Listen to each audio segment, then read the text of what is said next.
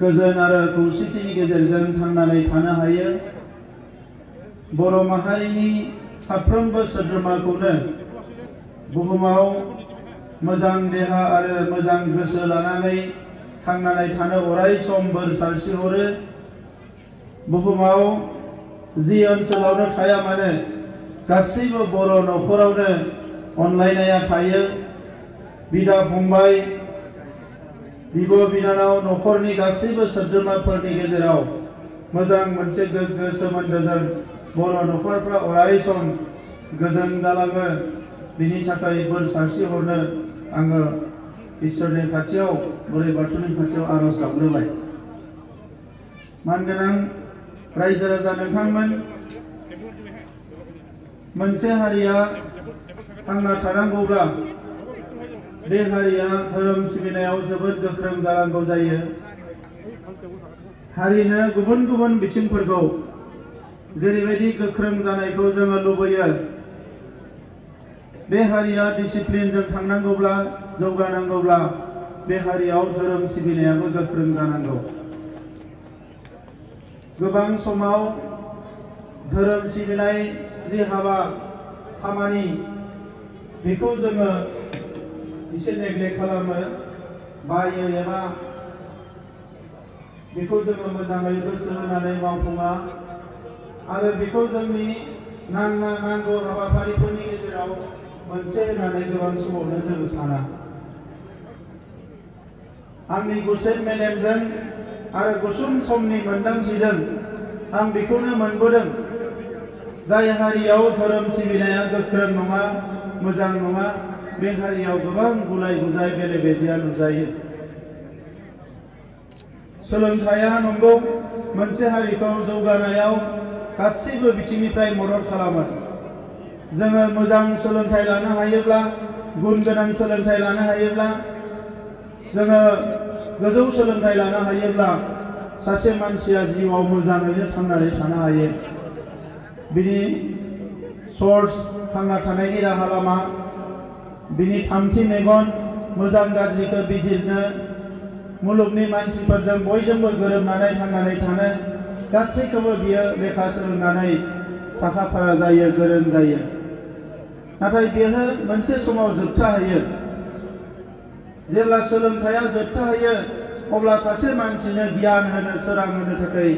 धोरोमनि मदद नांगौ जायो एबा धोरोमनि सोरांखौ जोंनो नांगौ जायो। दा बेनिखायनो आङो जोंनि हारिनि गासैबो सुबुंखौ खावलायनो सानो जे धोरोम सिबिनायखौ जोङो मालाबाबो नेग्लेक्ट खालामनो नाङा एबा बानो नाङा। जोंनि जिउआव गोबां दुखु सुखुनि सम फैयो। जोङो मालाबा गोग्लैसोयो, मालाबा जौगायो। जोंनियाव गोबां बायदिसिना थासारि फैयो। नाथाय बे गासैबो थासारियाव मोनसे मोजां गोग्गो सिन्ताजों, मोनसे स्टेबल माइन्डजों, गोजोर सिन्ताजों जोङो दावगालांनांगौब्ला जोङो इसोरखौ, अबंलावरिखौ फुंनि मोनानि जोङो एसे एसे गोसोखांनो नांगौ। आं गावनि जिउआवनो जेब्ला बर' हारिनि जोबोद मोनसे गाज्रि थासारियाव आङो एबसुनि आफादगिरि एबा लेङाइ आफादगिरिनि बिबानखौ मोनदोंमोन आरो बै समाव बर' हारिनि बिदा फंबायनि गेजेराव जोबोद बुथारलायनाय जादोंमोन बड'लेण्डआव। आरो जोंनि आखायाव जेबो राहा लामा गैयामोन जे जोङो हारिखौ बोरैहाय बिनिफ्राय रैखा खालामगोन। बै समाव आङो बिथां सार मंगल सिं हाज'वारि, बाथौ धोरोमनि सासे दैदेनगिरि महरै, लोगोसे ब्रह्म धोरोमनि दैदेनगिरिफोर, ख्रिस्टियाननि दैदेनगिरिफोर गासैखौबो लानानै चिरां जिल्लायाव आङो रायज्लायदोंमोन। आरो बै समाव आं खावलायदोंमोन बर' हारिनि जोंनि बिदा फंबायफ्राबो माबा नङा माबा धोरोमाव दङ। दा बे जोंनि धोरोम आफादफ्रा मोनसे अनुशासन फोसावनांगौ जे जोंनि धोरोम सिबिग्रा मानसिफ्रा सासेबो नांलाय खमलाय, बुलायनाय, बुथारलायनायाव बाहागो लानो मोना, बेबायदि मोनसे अनुशासन फोसावनांगौ होननानै बै समाव सावरायदोंमोन। मानोना जायफोर बुथारलायनायाव बिदा फंबाय बाहागो लादों, बेबो माबा नङा माबा धोरोमाव दङ। जेब्ला बियो गामिनि सासनखौ मानिया जायो, गोरों गोराफोरनि खोथाखौ मानिया जायो, रावनिबो खोथाखौ मानिया जायो अब्ला जोंनियाव इसोरनि बादै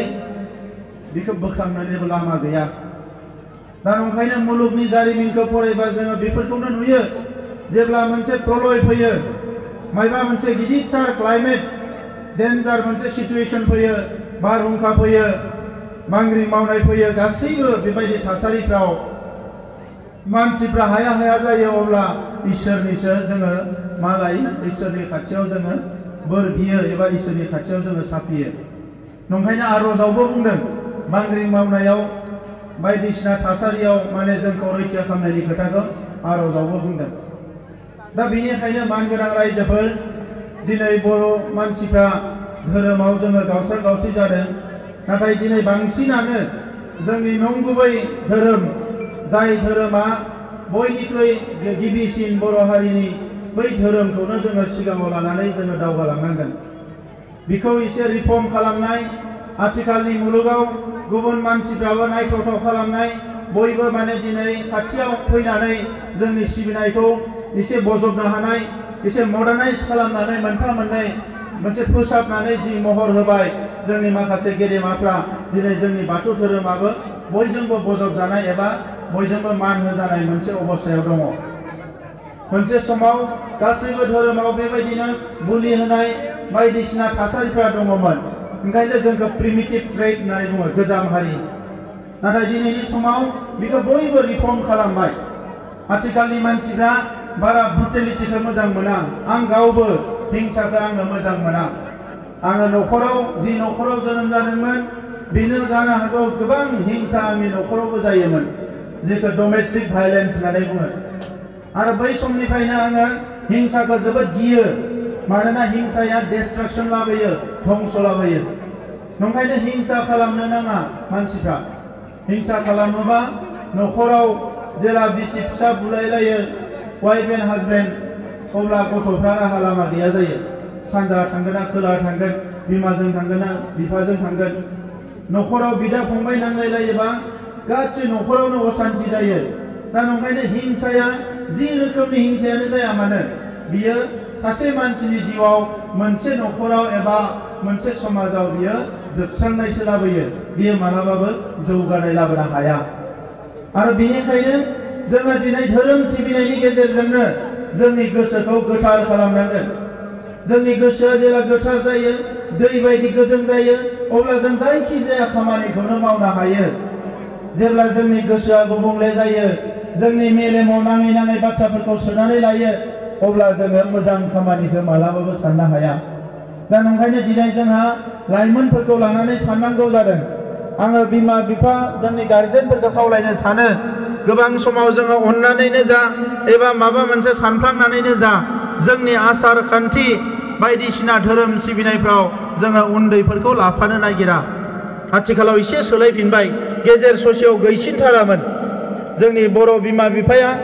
गथ'आ क्लास 10, 8, 9, 10 मोनोबा गावनि फिसा हौवाखौ माहाजोनसो होना लिङोमोन माखासेया। माहाजोन माने बेखौ जेरावबो माने लाखिला, बेखौसो बेसो मालिक गार्जेन बायदि। दा बे नङा, जोङो बेनो एटलिस्ट संस्कारखौ होनांगोन। बिमा बिफाया थाखा फैसा, रां रुफा, डिग्रीखौ होनो हायाबा सोरबा गोरिब गुन्द्रा बिमा बिफाया, नाथाय मोनसे जिनिसखौ होनो हायो, बे जाबाय संस्कार। संस्कारखौ होनो हाथारो, आदर्शखौ होनो हाथारो। दा नैबेखौ खालामनांगौब्ला बिमा बिफायाबो आदर्श गोनां जानांगोन। सासे जौ फाग्ला बिफाया गावनि गथ'खौ मोजां खालामनो हागोन होननानै आं बारा साना, थाखा फैसा दङब्लाबो। जुदि बिमाजों बिफाजों जौ लोंनानै होरलां होथां जायोबाथ' बिनि जेनेरेशनानो सेस। दा नंखायनो दिनै जोंहा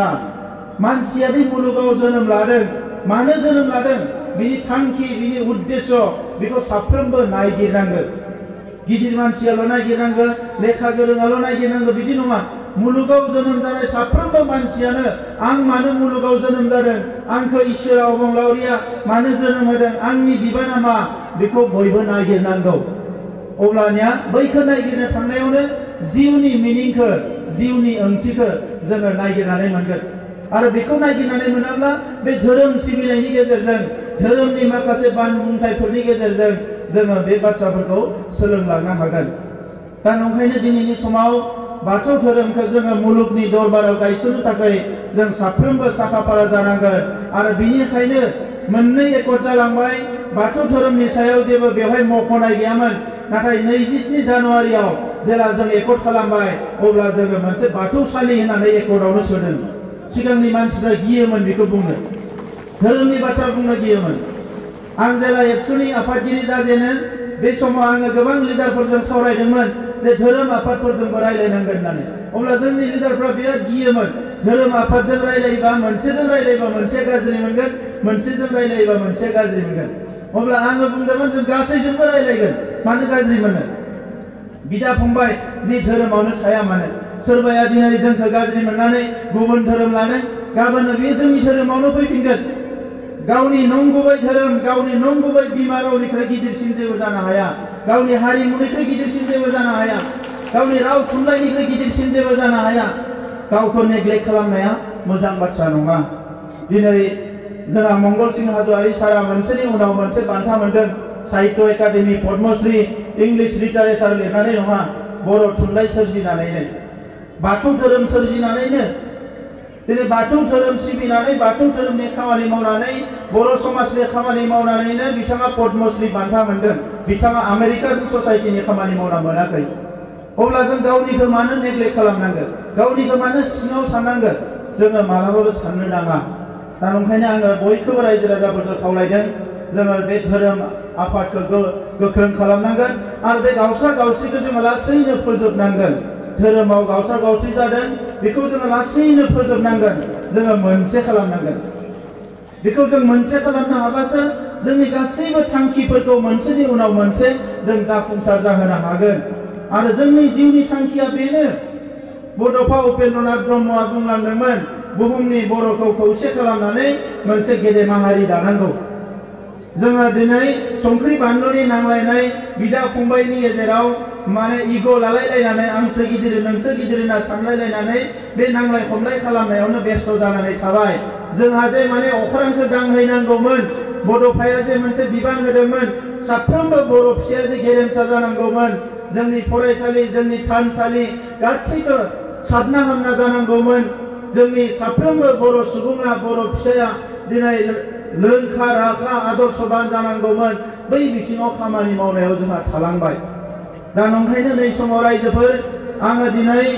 राजखान्थियाव फैनाया आंनि जिउनि थांखि नङामोन दाबो आङो राजखान्थियाव फैदोंब्लाबो हारिनि जेंनाफोरखौ नुनानै हारियाव गोबां खामानि मावनांगौ बे एजेन्डाफोरखौ आङो मिथिनानै बुजिनानै राजखान्थिखौ आं मालाबाबो आंनि बिखा बिख्लोआव सोनो नागिराखै मोनसे गोनांथार खामानि मावनांगौ जानायावसो आङो दिनै राजखान्थियाव फैदों दा बे थांनाय गोलाव समाव मोनसे समाव बिएलटिनि जोंहा बिदा फंबायफ्रा हाथियार दैनानै सोमावसारबाय बिनि उनाव एखे समावनो एनडिबिनिबो सोमावसारबाय 5,000निख्रुइ बांसिन मानसि थैबाय दिनै बिनि उनाव मोनसे सुक्ति जाबाय एकट जाबाय एकटआ जाय मोनथाम जाबाय बिएससि एकटआबो जोंनि थाखाय गोनांमोन बिटिसि एकटआबो गोनांमोन दिनै बिटिआर एकट जाबाय आरो बिटिआर एकटआव गोबां गोदान डेभेलपमेन्ट फैबाय आसामनि बे आसाम हादोरसायाव जेराव जोङो हाग्रा एवस्रांजेनदोंमोन जिसु ख्रिस्टआ जोनोम जानायनि 4,000 बोसोर सिगाङावनो आगान होजेनदोंमोन बै सुबुंफ्रा दिनै आसामनि राजखान्थि मोनथायनिफ्राय गोजानाव थानांदोंमोन नाथाय दिनै गोबाव समजोंब्लाबो आसाम गभर्नमेन्ट भारत गभर्नमेन्टआ रिकगनाइसन होनो गोनां जाबाय मोनसे समाव बड'फाया आलादा रायजो बिदोंमोन खोलाहानि थाखाय नीलाचल बिदोंमोन कार्बि आंलंनि बर'फोरनि थाखाय एसटि हिल्स बिदोंमोन आरो दिनै बे मोनफा मोनफा जालांगासिनो दङ नीलाचलआ जायाखै नाथाय बर' कसारि वेलफेयार काउन्सिल दानानै होनो गोनां जाबाय मोनसेनि उनाव मोनसे एचिभमेन्ट फैगासिनो दङ दा थाङै जोबथा मोनसेल' एजेन्डासै बे जाबाय कार्बि आंलंनि बर'फ्रा हिल स्टेटास जानांगौ बे जोबथा एजेन्डा सिंगल एजेन्डासै दायो मावनो गोनां आलादा रायजोनि थाखाय मावनो सम दङ नाथाय दा नैबे समाव सिंगल एजेन्डासै मैया आसामनि साननै सिगाङाव आसामनि केबिनेटआव मोनसे थांखि लादों दायो बे हिल्स आरो गाहाय बे गैया खालामनानै गासिबो शिडिउलखौ लानानै मोनसे आसामाव डिपार्टमेन्ट मोनसे मिनिस्ट्रि दानाय जादों समान खालामनानै होनाय जाबाय आरो बिनि थाखाय जोङो सिङाव माखासे खामानि मावदोंमोन गोजौ गाहाय खालामनानै माखासे मानसिया डिप्राइभ जानो गोनां जायो ओंखायनो समान जानांगौ होननानै जोङो बेखौ खामानि मावबाय थादोंमोन आरो दिनै बियो समान जाबाय दा दिनै जिखिनि थालांनाय हाजोआरि ट्राइबेल मोननांगौनि हाबाफारि सिंगल एजेन्डाखौ लानानै जों खामानि मावनो सानदों आङो बावैसो भारतनि नखर मन्थ्रिया फैनायाव बिथांनो खोथाखौ फोरमायदों आरो नैबे फेब्रुवारि दानावनो थांनानै खेबसे सिंगल एजेन्डा मोनसेल' खोथा लानानै भारतनि प्राइम मिनिस्टार आरो हम मिनिस्टारजों रायज्लायनो थांखि लानाय जादों आरो आं आसा फारिदों बे खामानिखौ मोजाङैनो मावफुंनो हागोन बे खामानिखौ जोङो मोजाङैनो मावफुंनो हागोन दा मानगोनां रायजोफोर जोंनि सुथुरा जेसेबां गोख्रों जाया मानो जोंनि साननाय हनाया जुदि गोख्रोंब्ला जोङो सानसे नङा सानसे बेखौ फेजेननो हागोन सुथुरा गोख्रोङानो जाखागोन सुथुरा मालाबाबो गुरै जाया नोंथांमोना सानना लानाङा जे सुथुरा मालाबा गुरै जागोन होननानै सुथुर होनना बुंनाय लोगो लोगो बे मालाबाबो गुरै जाया बे अरायसम गोरायानो जायो नाथाय सुथुरखौ फेजेननांगौब्ला नोंथांनि साननाय हनाय गोसो गोरबोनि फोथायनायाबो सुथुरनिफ्राय डाबल गोख्रों जानांगोन अब्ला नोङो सानसे जाफुंसार जागोन आरो आसामाव बर' हारिनि जारिमिना बेखौनो बुङो जे सुथुरा जोंखौ दबथायनो नागिरदोंमोन बेसेबांबा खास्रि बिस्रि गावथारबाय बुथारबाय बेनि उनावबो दिनै जोङो दावगालांगासिनो दङ दा मानगोनां रायजोफोर बिटिआर गोरोबथाया बे बड'लेण्ड ओनसोलनि थाखायल' लाबना होफैदों नङा सारा आसामनि थाखाय माखासे एचिभमेन्ट लाबोदों बर' बिजोंनि फरायसालिफ्रा दिनै सारा आसामावनो प्रभिन्सियेलाइज जानांगौ होननानै मोनसे बेवहाय 6.3 आव लिरनाय दङ आरो बेखौनो लानानै गभर्नमेन्टखौ जों दा नारसिनबाय थादों जेराव जेराव बर' बिजोंनि भेन्सार स्कुल दङ गासिबो प्रभिन्सियेलाइज जानांगौ होननानै जोङो गभर्नमेन्टखौ नारसिनबाय थादों आरो गभर्नमेन्टआ थाबैनो बे खामानिखौ मावफुंनानै होनांगोन दा कार्बि आंलं जिल्लायाव थांनाय 40 बोसोर 50 बोसोरनि सोमावसारनाय जारिमिनाव कार्बि आंलं जिल्लाया मालाबाबो फासयनानै थायाखै दा बेनिखायनो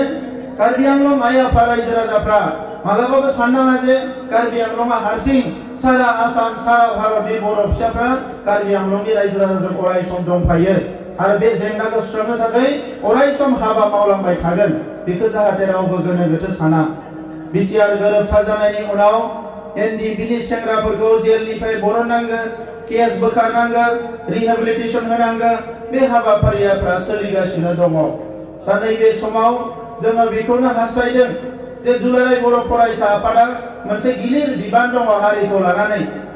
1967 मायथाइयाव जोनोम जानायनिफ्राय दुलाराय बर' फरायसा आफादा मेंनाय गैयाजासे बानाय गैयाजासे कन्टिनिउ हारिनि थाखाय खामानि मावबोदों सोरबा आफादा फैदों आरो थांदों मोनसे समाव सोरबा आफादनि एजेन्डाया जोबफैयो लोगो लोगो आफादा गैया जायो नाथाय दुलाराय बर' फरायसा आफादा जोबनो गैया बे थांबाय थागोन आरो नैबे समावबो दुलाराय बर' फरायसा आफादनि मावनांगौआ जोबोद गोनांनिफ्राय गोनां जादों बेनिखायनो आं कार्बि आंलं जिल्लानि आथिखालनि दुलाराय बर' फरायसा आफादनि दैदेनगिरि बिथांमोनखौ खावलायदों बर'नि माहारि आफादफोरखौ जयै लानानै दावगालांनांगौ आरो कार्बि आंलंआव रायजो जानाय बर' फिसाफोरनि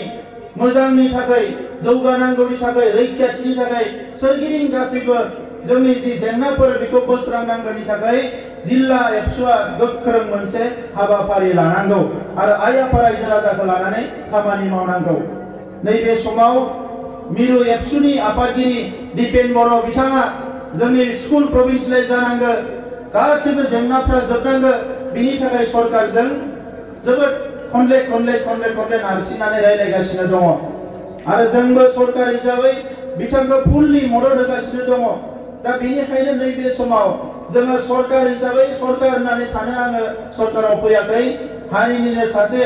बिबानगिरि सासे मावथि सासे बिदा फंबाय होननानै खामानि मावनो फैदों दा ओंखायनो दुलाराय बर' फरायसा आफाद माहारि आफादफोरजों खौसे जानांगोन फिसा खोथाफोरखौ लानानै गेना गोरोन्थि एना एनि सानलायनायखौ दोननांगोन जोंनि पार्सनेल जिउआव आंनि पार्सनेल जिउआव आं सोरखौबा मोजां मोनाबो जानो हानाय सोरखौबा मोजां मोनबो जानो हानाय नाथाय जेला ससियेल बाथ्रा फैयो सामाजिक बाथ्रा फैयो अब्ला जोंनियाव गाज्रि मोननाय मोजां मोननाया थानो नाङा जोंनि समान जानांगोन बयबो हारिनि मानसिफोरखौ जौगाहोनायाव गोरिब गुन्द्राफोरखौ अननायाव जों बयबो समान जानांगोन दा मानगोनां रायजोफोर मुलुगा जोबोद दावगालांबाय साइन्स आरो टेक्न'लजिया जोबोद दावगालांबाय बे समाव जोङो गोग्लैसोनानै थाबा जानाय नङा जोङो मालायखौल' दुसियोबा जोंनि हानाय हायै जोंनि साक्सेस फैलानि थाखाय जुदि मालायखौल' जों ब्लेम होबाय थायोब्ला जों मालाबाबो दावगालांनो हानाय नङा जोंबो गावबो अप्टिमिस्टिक जानांगोन गावबो हार्ड वर्किं जानांगोन गावबो खस्थ' खालामनांगोन आरो थांखिखौ होसोनो जों गावबो खामानि मावनांगोन बबेबा मोनसे एजेन्डायाव फेल जादोंबा गुबुन मोनसे लामा बरननानै जों खामानिखौ मावनांगोन जेरैखि जाया जोङो थांनानै थानांगोन बेनिखायनो बेवहाय जि जेंना दङ कार्बि आंलं हिसाबै बिथां सीएम तुलिराम रमहां बिथाङा बेवहाय फैदों बिथांजों आङो खनले रायलायबाय थायो दिनैबो माखासे बाथ्राखौ बिथांनो बुंगोन आरो जिखिनि जेंनाफोर दङ जोंहा सावरायलायनायनि गेजेरजों जोङो फोजोबनांगोन आङो बेखौ खावलायो दा बेनिखायनो रायजोफोर आं गोलाव बाथ्रा बुंला जोबथारनायाव बयनिसिमबो आङो खुलुमनाय सिबिनाय अननायखौ बावहरबाय माहारि आफादफोरनि गेजेराव जोबोद मोनसे मोजां आन्डारस्टेन्डिं दङ कार्बि आंलंआव आरो 20-25 बोसोर आं जिखिनि नुबोबाय बेवहाय माहारि आफादफ्रा खौसे खामानि मावबाय थादों आं दाबो खावलायगोन कुनु नार्भास जानांगौ फ्रास्ट्रेसन जानांगौ एबा जोङो फासयनानै थानांगौ बे नङा जि मोनसे खौसेथि दङ दुलाराय बर' फरायसा आफादनि दैदेननायाव बयबो खौसे जानानै हारियाव मा नांगौ मा नाङा बे गासैखौबो मोनसे पलिसि स्ट्रेटेजि मास्टार प्लेन बानायनांगौ आरो बेवहाय आङो बिटिआर सरकारनि जानानै फुल्लि सापर्ट होगोन आरो बेजों लोगोसे कार्बि आंलंनि जि सरकार दङ बिथांमोनखौबो जोङो खावलायगोन जेराव नांगौ जादों दिनै फरायसालिनि खोथाखौनो होन अडिटोरियाम नांगौ बायदिसिना जोंनो बेबस्था खालामनानै होनांगौ बे गासैखौबो होनांगौनि थाखाय जोङो बिथांमोननि गभर्नमेन्टखौबो जोङो नांगौ बायदियाव नारसिनगोन रायजोफोर बेखिनि खोथाखौनो बुंबाय बाथौ थानसालि गोबां लुनांगौ दङ जोंहा दासो जोंहा रायजो राजाफ्रा बाथौ थानसालि लुनो आखायाव लादों आसाम गभर्नमेन्टआ दाख्लैसो आसाम दर्शन होननाय मोनसे आसनि होदोंमोन नाथाय बे आसनिया जोबोद खममोन मोनसे समस्तियाव एमएलए समस्तियाव 50टाल' होदोंमोन ओंखायनो सरकारखौ खावलायनानै आरो बारायबावनांगौ होननानै जों नारसिनदों दा बेखौ सरकारा बुंदों जे जोङो आरोबाव बारायबावगोन दा बिथांमोना बेसेबां बाराया आङो बाथौ गौथुमनि मिरुनि दैदेनगिरिफोरजों रायलायनानै बे थांखिखौनो लानो सानदों कि जोङो रायजो राजायानो खमसे खम जोंनि मोनसे थानसालिखौ गामियाव मोजां साबना हामना लुनानै लानांगोन जेरैखि जाया लुनानै लानांगोन थानसालियानो जोंनि गामिनि सबसे मिरु बेवहायसो जोङो फुंनि मोनानि खुलुमनानै जिउनि खामानिखौ जागायो दा ओंखायनो न'आवबो थानसालि थानांगोन आरो गामियाव रायजो हिसाबैबो जोंनि थानसालिफ्रा साबना हामना जानांगोन नङाबा मालाय मानसिफ्रा जोंखौ मिनिगोन दानि मोनसे गामियाव हाबनानै फैबाय 1869 मायथाइनि गामि पारख'वा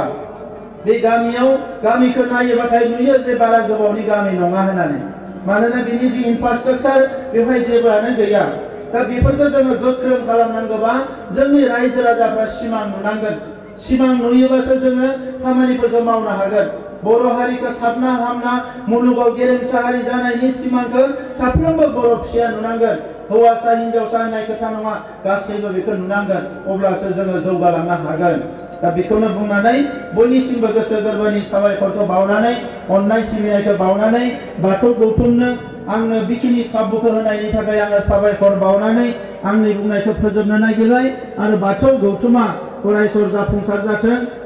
आफा अबंलावरिया अरायसम बोर सारस्रि हरथों जोंनि हारिखौ जौगालांनो थाखाय बेखिनिखौनो बुंनानै आंनि बुंनायखौ फोजोबबाय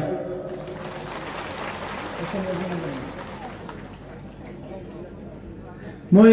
বড়ো ভাষাতে কৈ ভাষণটো ফিনিশ কৰিলোঁ ইয়াত বিভিন্ন জনগোষ্ঠীৰ ৰাইজ আছে চমুকে মই দুটামান কথাহে ক'ব বিচাৰিছোঁ বাথৌ ধৰ্ম আমাৰ সকলোতকৈ পুৰণি এটা ধৰ্ম আৰু সেই ধৰ্ম আজি ৰিফৰ্ম কৰা হ'ল সংস্কাৰ কৰা হ'ল এটা নতুন এটা ৰূপ দিয়া হ'ল এইটো মানে সবচে প্ৰিমিটিভ ধৰ্ম जिहो केन्द्र करी बड़ोসকলৰ रीति नीति संस्कृति आरम्भ হৈছে আজি বড়োসকলৰ খেৰাই বড়োসকলৰ বিভিন্ন সংস্কৃতি ইয়াৰ উৎপত্তি হৈছে বাথৌ ধৰ্মৰ পৰা আৰু এই বাথৌ ধৰ্মটো আজি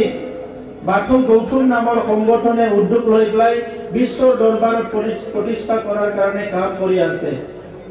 মই তেখেতসকলক ধন্যবাদ জনাইছোঁ শলাগ লৈছোঁ আজি আমাৰ বড়ো সমাজত যথেষ্ট সংস্কাৰ আহিছে ভাল এটা পৰিৱেশ আহিছে এটা সময়ত মদ ভাং বিভিন্ন পৰিস্থিতি আমাৰ মাজত চলি আছিলে প্ৰচলন আছিলে ডমেষ্টিক ভাইলেন্স হৈ আছিলে বহুত বিভিন্ন পৰিস্থিতি আমাৰ মাজত আছিলে কিন্তু যেতিয়া ধৰ্ম সংস্কাৰ হ'ল সবে মঙ্গলবাৰত বাথৌ আৰাধনাত যোৱা হ'ল লাহে লাহে আমাৰ অঞ্চলত আমাৰ গাঁওবিলাকৰ পৰিৱৰ্তন আহিবলৈ আৰম্ভ কৰিলে সেইকাৰণে শিক্ষা য'ত অন্ত পৰে ইয়াৰ পৰা সমাজখন আগুৱাই লৈ যাবলৈ ডিচিপ্লিনত আনিব লাগিলে ধৰ্ম চৰ্চাটো থাকিব লাগিব ধৰ্মটো বাদ দি পেলাই সমাজ সংস্কাৰৰ কামটো সম্পন্ন নহ'ব সেইকাৰণে আমি আজি বিজ্ঞান আৰু প্ৰযুক্তিবিদ্যাৰ সময়ত বহুতে কয় যে কি অন্ধবিশ্বাস আছে নেকি যে ধৰ্ম পালন কৰিব লাগে ধৰ্মটো অন্ধবিশ্বাস নহয় যি সময়ত আজিৰ নিচিনাকে স্কুল কলেজ জন্ম পোৱা নাছিলে সেই সময়ৰ পৰাই আজি ধৰ্ম প্ৰচলন চলি আছিলে আৰু ধৰ্মৰ দ্বাৰাই মানুহৰ সমাজ সংস্কাৰ কৰাটো আৰম্ভ কৰিছিলে আৰু সেই কাৰণে আজি আমি এই ধৰ্মৰ যিটো কাম কাজ ইয়াক নিজৰ নিজৰ বিলিভাৰ বিলাক সহযোগ কৰিব লাগিব আমি সেইটো বিচাৰো তো সেই কাৰণে